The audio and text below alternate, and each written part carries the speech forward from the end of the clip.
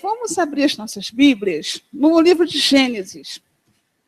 Vamos ler o livro de Gênesis e vamos começar a palavra. Agora é a fase da palavra. Já louvamos, foi uma bênção, a hora do louvor, da adoração.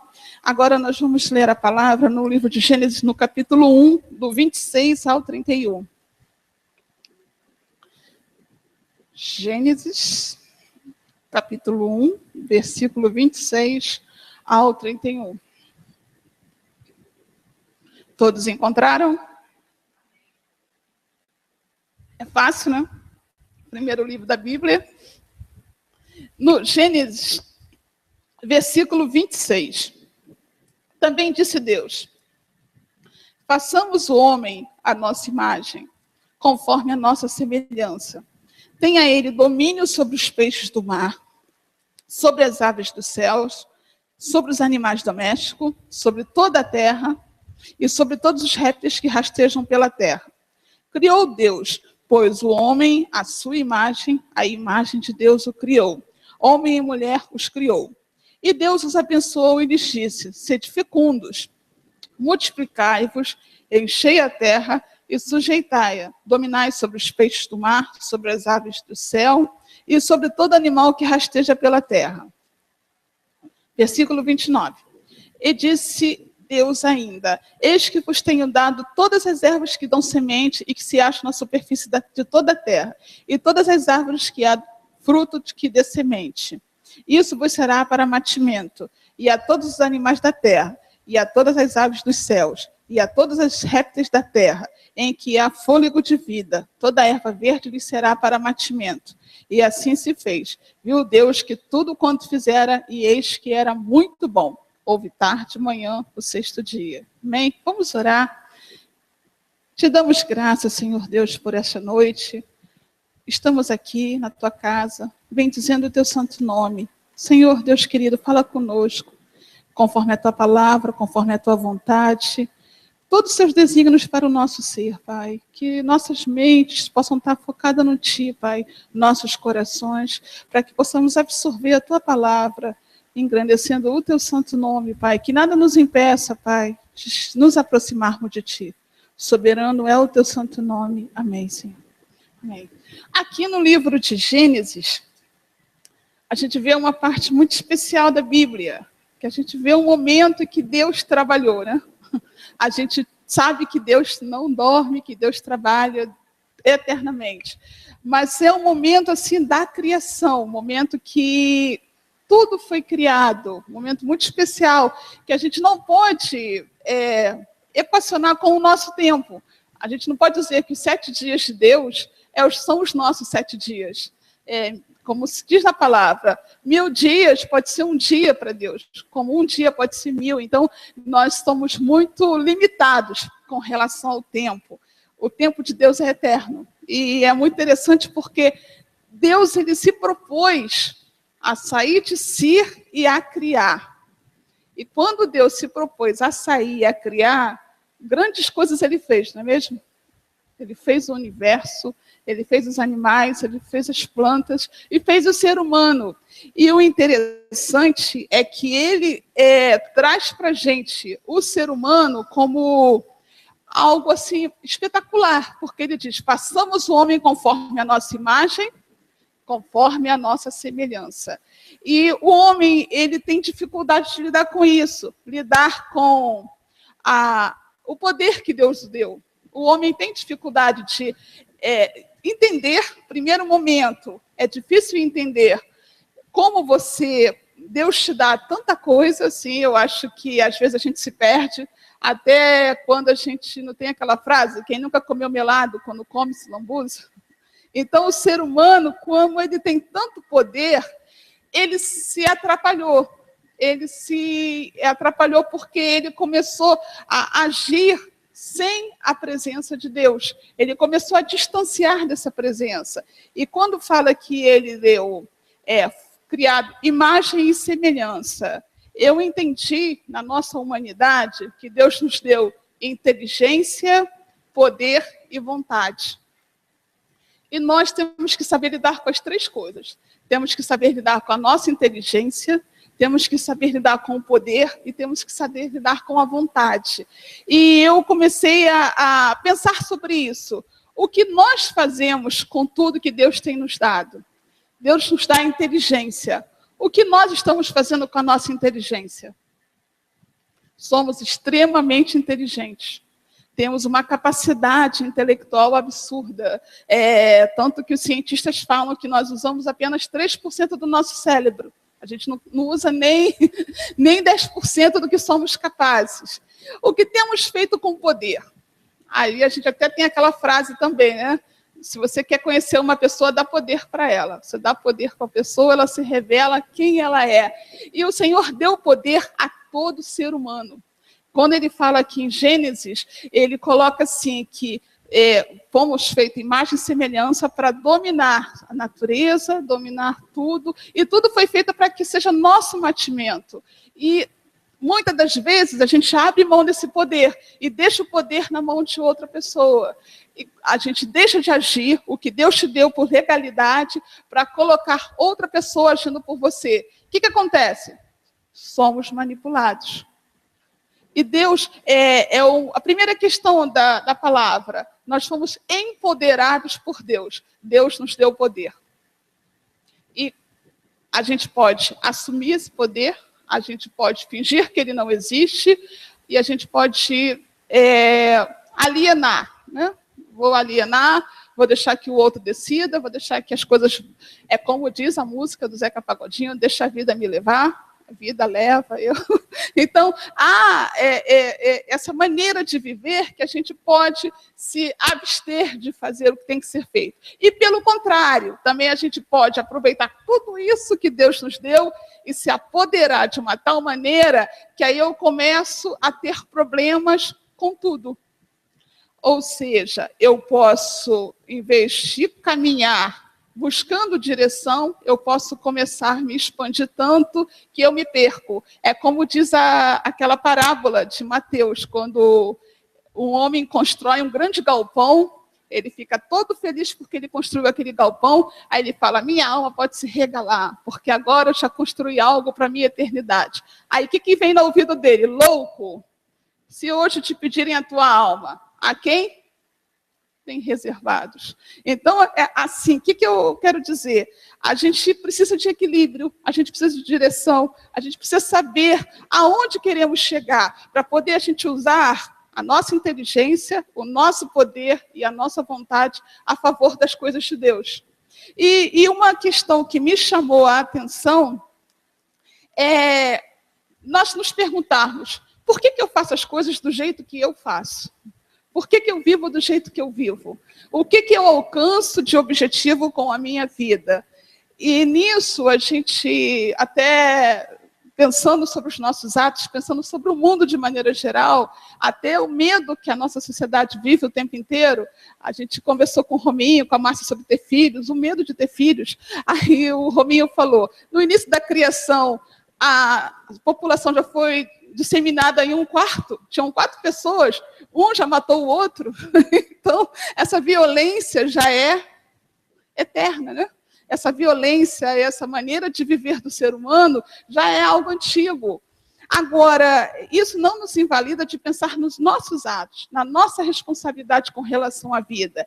E o que me chama a atenção com relação à imagem de Deus, a maneira como nós fomos criados à imagem de Deus, essa imagem de Deus, ela volta para a gente. E como é que nós vivemos pensando em Deus? Qual a imagem que nós criamos de Deus? Essa imagem que criamos de Deus, ela vai dar uma direção à nossa vida. Se eu crio uma imagem de um Deus que é duro, um Deus difícil, um Deus que pesa a mão, eu vou agir assim com as pessoas, eu vou agir assim comigo. Em vez de eu achar que Deus é um Deus de misericórdia, eu vou achar que Deus é um Deus que tem que pesar a mão. A gente está vendo isso nessa questão dos atentados terroristas que tiveram em Paris, porque há extremistas religiosos que acham que Deus é da vontade dele matar outras pessoas que não condizem com a mesma fé. A gente vê, será que isso é Deus? Nós nos perguntamos. Deus quer que a gente destrua um ao outro. Quando a gente volta para Gênesis, é o contrário. Deus fala em multiplicar, Deus fala em cuidar. Mas a gente tem extremistas religiosos que acham que agir com a própria força é representar Deus. Por outro lado, temos pessoas, como a gente viu, os jornalistas, fazendo sátiras, que eles escandalizam o religioso, fazendo sátiras que eles profanam o sagrado. Quem está mais distante de Deus? De um lado, pessoas que já não creem mais em Deus. Do outro lado, pessoas que matam em nome de Deus. Cadê o equilíbrio? Cadê o bom senso? Cadê a direção? E é isso que a gente quer falar, é isso que eu quero falar. Primeiro, a gente precisa desmistificar as imagens, porque as imagens, elas nos afastam de Deus. Por isso que é tão condenada a idolatria, porque você cria uma imagem. E toda imagem que você cria não é Deus. Por quê? Porque é uma imagem segundo o seu conceito de Deus. E esse conceito, ele vai sendo distorcido. Porque você tem uma família, você foi criado por pessoas assim, religiosas ou não. Você tem uma realidade que vê a violência, fala, cadê Deus com tanta violência? Então, você vai modificando a sua ideia de Deus. E cada vez que você modifica a sua ideia de Deus, aí é o risco de você virar um idólatra. E você não adorar a Deus, você adorar a você mesmo. E aí a gente tem que pensar, será que eu sou um idólatra? Será que eu estou adorando a mim mesmo? Ou eu estou adorando a Deus? Aí eu pensei em 3 questões, né? Primeiro, Deus é um Deus justo. Deus tem os seus atributos. Será que eu transformo a justiça de Deus em uma coisa rígida? Eu tenho que... Tanto que há pessoas que escolhem profissões bem difíceis, né? Policiais.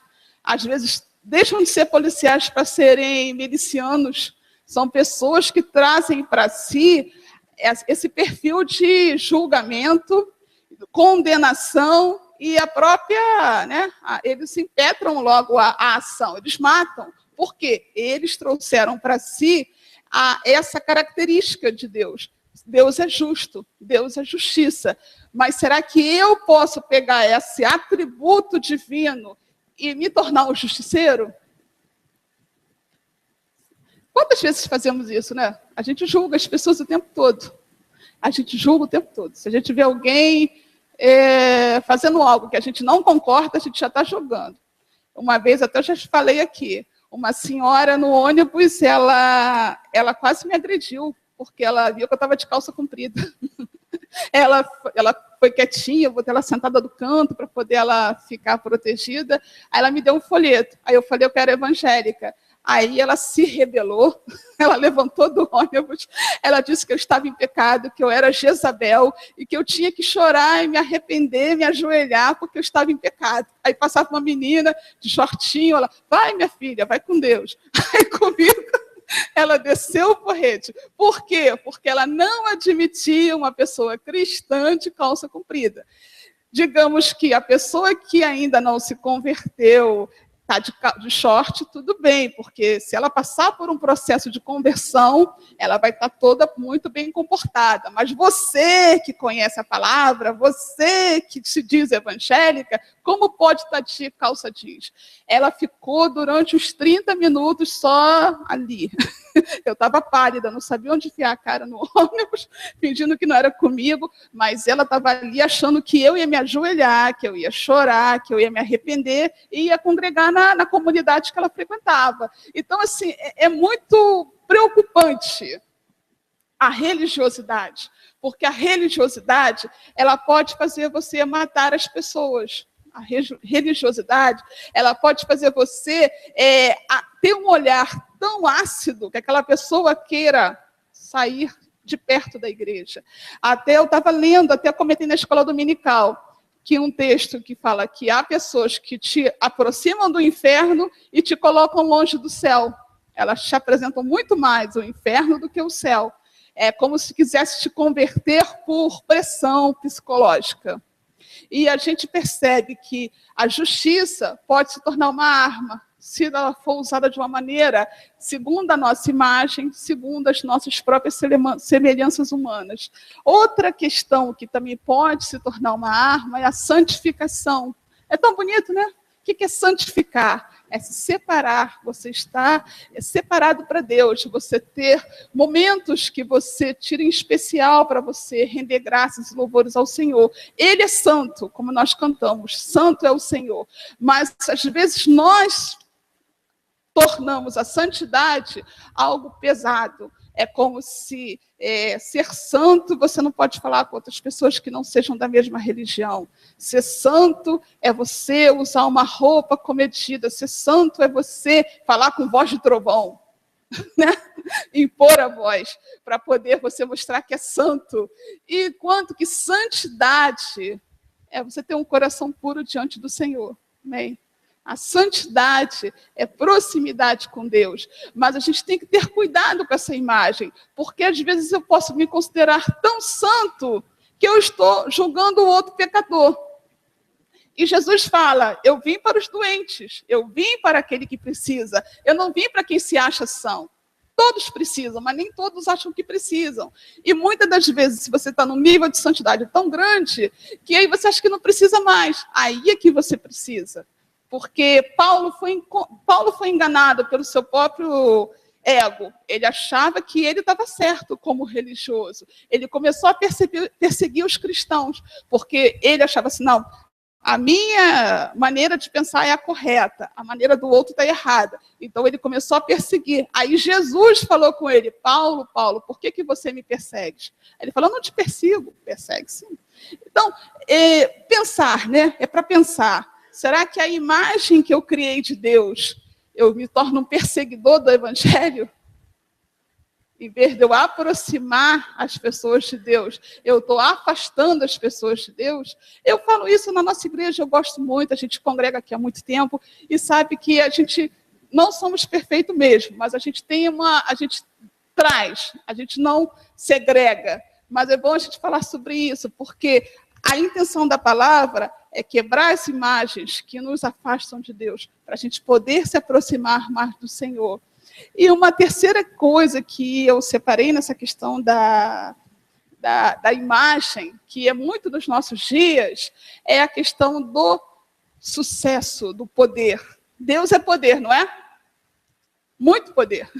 Nós temos poder? Sim, temos poder. Somos também poderosos.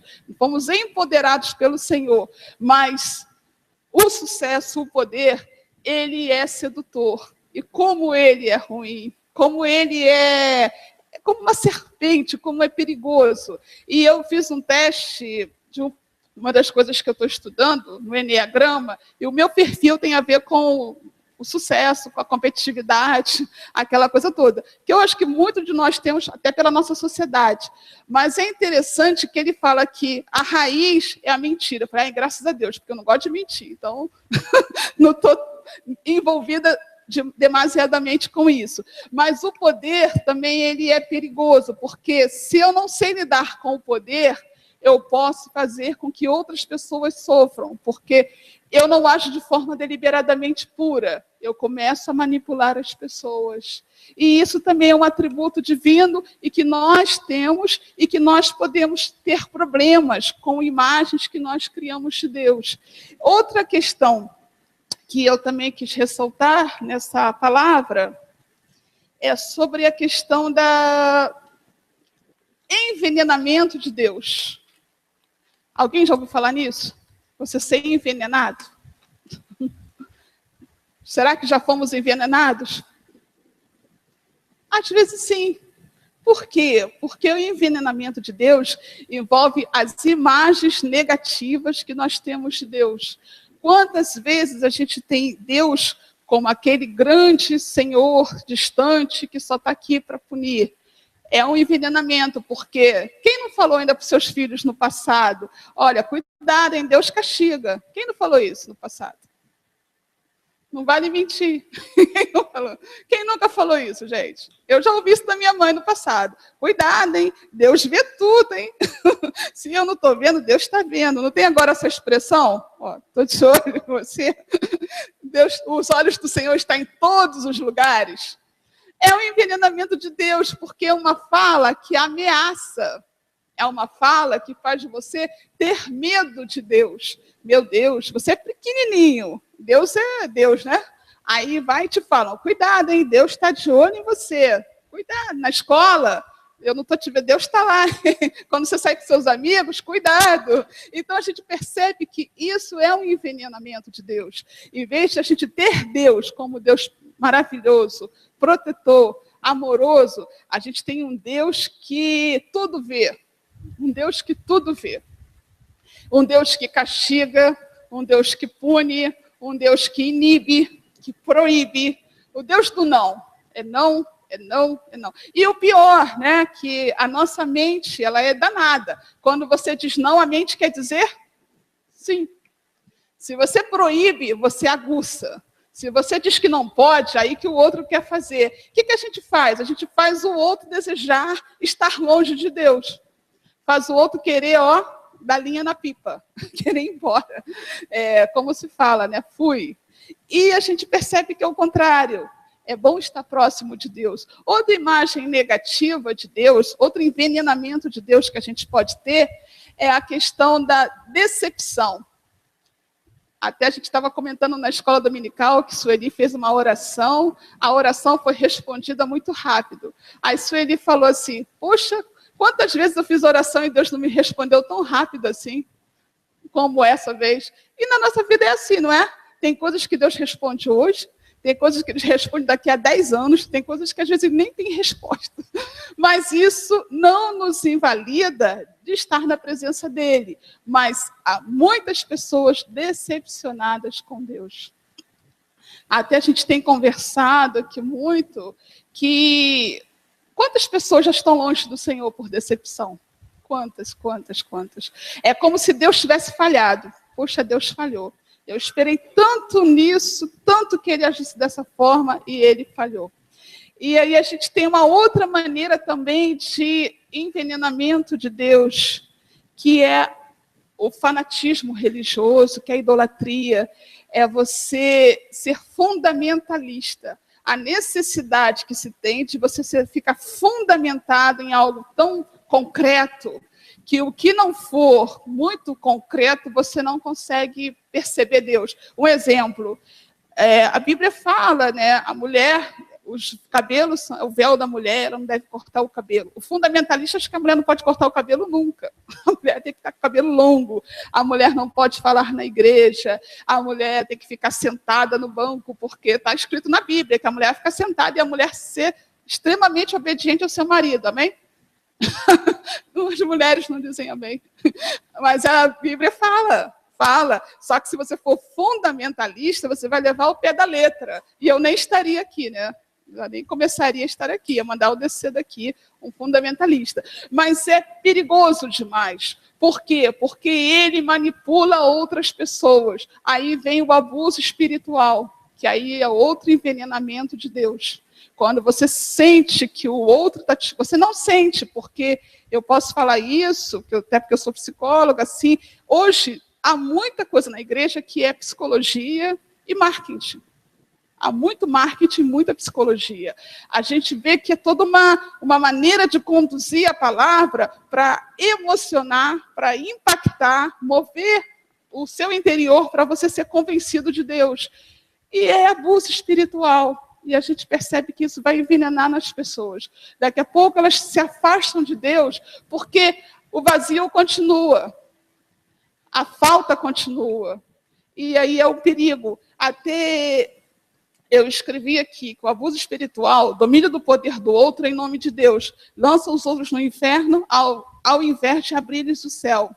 Que possíveis distorções podem ter absolvido pela vossa história? Sabemos que podemos percorrer uma imagem criada por nós e vivermos desta imagem de forma idólatra e distante de Deus. Por exemplo, podemos emitir julgamentos moralizantes, assim como os fariseus, que maldiziam Jesus, porque comia e bebia com os pecadores. Jesus era maldito. Eles maldiziam Jesus. Eles falavam mal de Jesus, porque Jesus comia com os pecadores. O que falavam de Jesus? Que ele era glutão e beberrão. Comia muito e bebia muito. Por quê? Porque ele andava com pessoas que eles achavam que não eram pessoas boas. E a gente corre esse risco de fazer a mesma coisa. Então, quais as questões que eu estou trazendo? Criamos imagem e vivemos com base nas imagens. Qual a imagem de Deus você criou? Até para você começar a perceber quando que essa imagem tem que cair, para poder você, de fato, ter um encontro genuíno com o Senhor. Eu estou falando de maneira geral, porque eu sei que todos temos aqui comunhão com Deus, mas a gente tem que avaliar, porque as imagens nos acompanham. Temos necessidade de imagens, porque as imagens criam identificação, e a gente segue aquela imagem que a gente está se identificando. Às vezes eu posso achar que eu sou muito justo, mas será que eu estou sendo justo ou eu estou sendo justiceiro? Às vezes eu posso achar que eu sou muito santo. Será que eu estou sendo santo ou eu estou emitindo julgamento nas pessoas? Às vezes eu posso achar que eu estou cheia de poder, poder espiritual. Será que eu estou cheia de poder ou eu estou manipulando as pessoas? E a gente tem que avaliar em tantas outras coisas que podem nos atrapalhar. Até porque a gente conversou muito, o amigo Adolfo, porque ele gosta de física quântica, a Bel até tem um livro, eu estudo um pouquinho, mas não sei quase nada, não posso falar assim grandes coisas, mas a gente percebe que as nossas escolhas vão dizer se estamos perto ou longe de Deus. As nossas escolhas vão nos distanciar de Deus ou vão nos aproximar. Quando a gente volta para Gênesis, Deus faz com toda vontade. Vocês vão ser fecundos, vocês vão multiplicar, vocês vão cuidar da terra, vocês vão ter mantimento. Aí a gente vai e percebe, nós estamos cuidando de tudo isso ou nós estamos vivendo de qualquer jeito? Nós estamos fazendo prosperar a vontade de Deus, conforme o nosso lema desse ano, ou a gente está tão desligado que a gente está vivendo, sem se preocupar com isso. E a escolha é a nossa arma, no bom sentido. A escolha é o que faz você determinar o seu futuro. Eu até falei isso no meu trabalho, o pessoal riu de mim. Como é que você vai determinar o seu futuro? Assim, né? Como se fosse um achismo, né? Assim, como se eu estivesse querendo adivinhar o futuro. Mas o que você escolhe hoje determina o que vai ser o seu amanhã. E a gente estava conversando sobre isso, que diante de Deus temos muitas escolhas, porque Deus conhece as nossas escolhas. Como diz o Salmo 139, o Senhor nos conhece desde que nós fomos tecidos no ventre da nossa mãe. E Ele sabe dos nossos caminhos, todos estão escritos diante dEle. Aí eu pensei nisso, falei, Senhor, mas a gente erra tanto, a gente quebra, levanta, vai, a gente tem caminhos tortuosos, como a gente pode... Está tudo escrito. Será que estava escrito para dar errado? Não, porque diante de tantos caminhos, qual que a gente vai escolher? Qual que a gente vai delinear como o nosso futuro? Qual o caminho que pode ser mais perto do que o Deus quer para a gente? Aí a gente volta para a vontade de Deus, que ela é... Vamos repetir? Então, a gente pode pensar o que é bom, o que é perfeito e o que é agradável pode fazer parte da nossa escolha. Eu posso escolher um caminho que é bom, que me faz feliz e que seja condizente com tudo que está escrito aqui em Gênesis, prosperar, cuidar, multiplicar, e eu posso fazer com que esse caminho se torne bem pertinho de Deus. É uma escolha, é questão de escolha. E a escolha faz toda a diferença na nossa vida. Porque até quando você deixa de escolher, já foi uma escolha. Até quando você se omite, fala, não, você vai para um restaurante, o que você quer comer? Tanto faz. Você já escolheu. Escolhe você. Você escolheu que o outro escolhesse, mas você escolheu. E a gente perde oportunidade. Quando você tem o poder de escolha, você tem o poder de conduzir o seu caminho. E é uma palavra muito legal, o poeta diz, caminhante. Você faz o seu caminho ao caminhar. Você vai fazendo o seu caminho, você vai dando a direção da sua vida. E algo que a gente comentou na nossa conversa é que Deus é a essência. E dentro da física quântica, a gente tem algo supremo, superior, que rege tudo que está acontecendo. E ele nos atrai. Ele atrai para a presença dele, ele nos atrai para perto dele. E aí a gente tem a opção de estar perto ou de estar longe. Mas quando a gente opta por estar perto, as coisas começam a acontecer, as coisas começam a dar certo na nossa vida. E coisas que você nem imaginava que poderia acontecer, começam a acontecer, amém? Como eu li essa semana no Facebook, as coisas boas acontecem com o tempo, as melhores acontecem de repente. Mas foi de repente?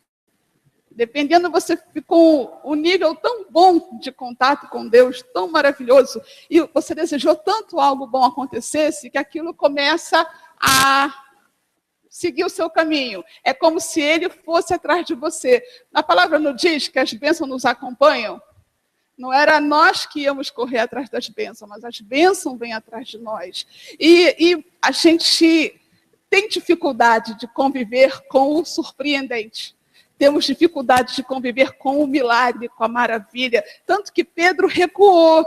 E quantas situações eu me sinto igual a Pedro. Deus te dá, Deus mostra, Deus chama, aí você dá um passinho, aí você volta para trás. Eu me sinto Pedro muitas das vezes. Às vezes, em vez de ajudar uma pessoa, eu olho e não vou. Às vezes, eu poderia ousar mais, eu não ouso. Eu me sinto pequenininha igual Pedro. Por quê? Porque somos homens e mulheres. Fazemos isso o tempo todo. Mas, como Elias ministrou, que foi muito bom, mesmo que você vá e que você fica em cima do mar, mas você fraqueja, aí vem a mão de Deus. Ou seja, nunca a gente está sozinho. Mesmo que você ouse, agora eu vou retroceder. Deus está contigo, na ida e na volta.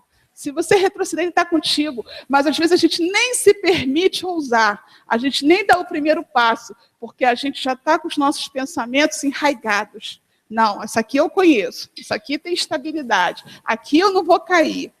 E eu me sinto assim, até quando eu me proponho, eu dei uma de que aprendi a nadar. Não aprendi nada, porque eu tenho que botar os pés no chão. Se eu não sentir os pés no chão, eu dou umas braçadas, mas tem que ter o pé no chão. E aí, a gente vive pela metade. O medo faz a gente viver pela metade.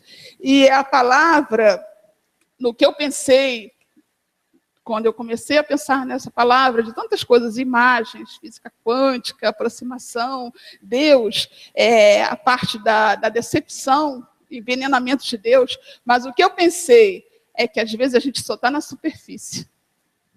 A gente só está na superfície com Deus. A gente só está com os pés no chão.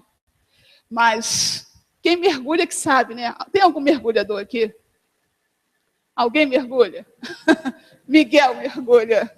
Miguel, como é que é o mar, Miguel?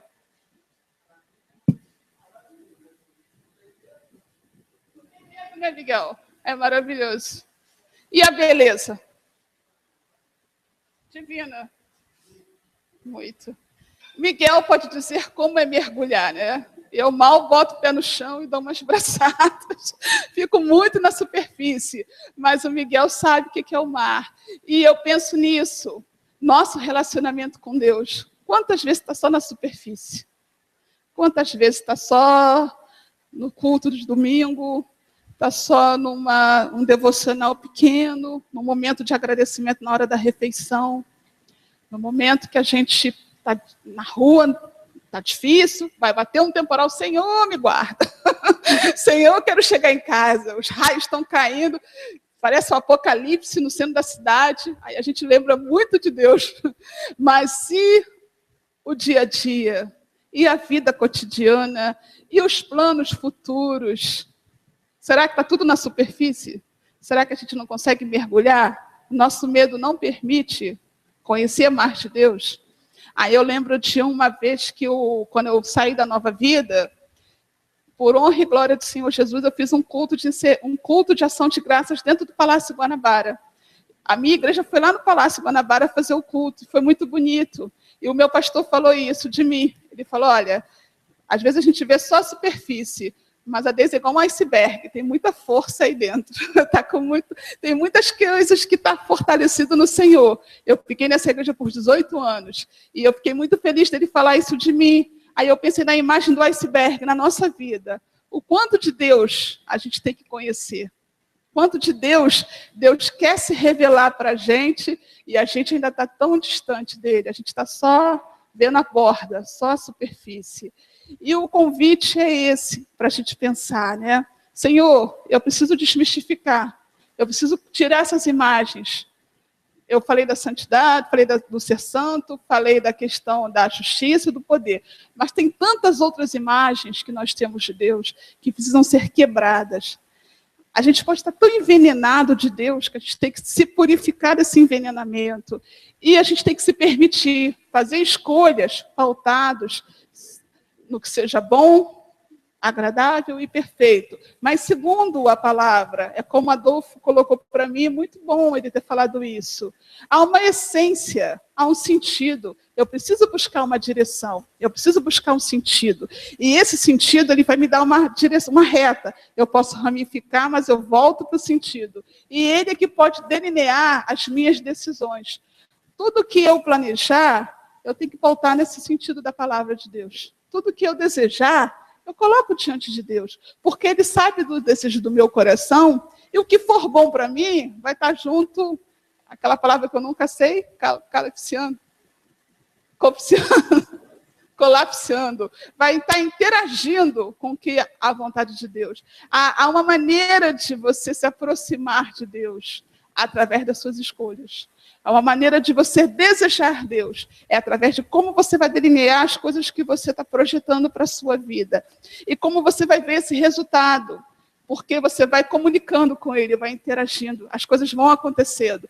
Muitas das vezes não é como nós queremos, ou como nós delineamos, mas a gente vai sair dessa imagem e a gente vai aprofundar. Aí a gente leu na escola dominical sobre Jesus, que ele não se encantou com os aplausos quando ele começou o ministério. Ele não se encantou com a multidão começando a segui-lo. Ele falou, eu conheço a natureza humana, mas ele sabia do encanto da missão. E ele permaneceu na missão. Nada fez ele desvirtuar. Ele permaneceu. E quem queria realmente permanecer com ele, ficou. E quem não queria, como diz a palavra, meteu o pé, né? Quem não queria, como diz, tem uma palavra que ele fala, para quem ficar comigo vai ter que beber o meu sangue e comer a minha carne. Aí, o que falaram para ele? Duro é este discurso. Quantas pessoas foram embora? Aí ele perguntou, e vocês não vão embora, não? O que os discípulos falaram?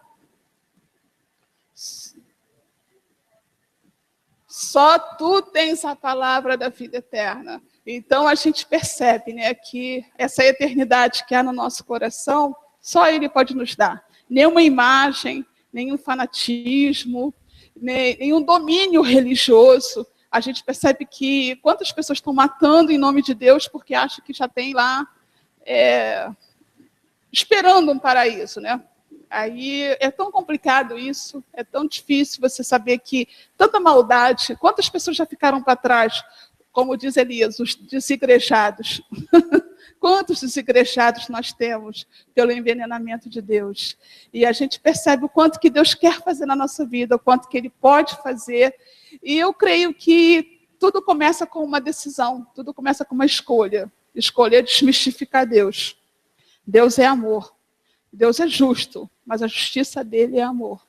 É uma justiça que ela não pode ser medida pela nossa justiça. Deus é santo, mas a gente não pode sair dizendo que ninguém é santo só porque nos achamos mais santos do que os outros. Deus é poder, nós temos poder, mas a gente não tem a autorização de Deus de usar esse poder para manipular outras pessoas. Mas Deus é amor. E o amor a gente pode espalhar. Quanto mais fazemos as coisas com amor, mais o Espírito do Senhor vai se revelando. E as nossas escolhas mais vão sendo assertivas. Amém?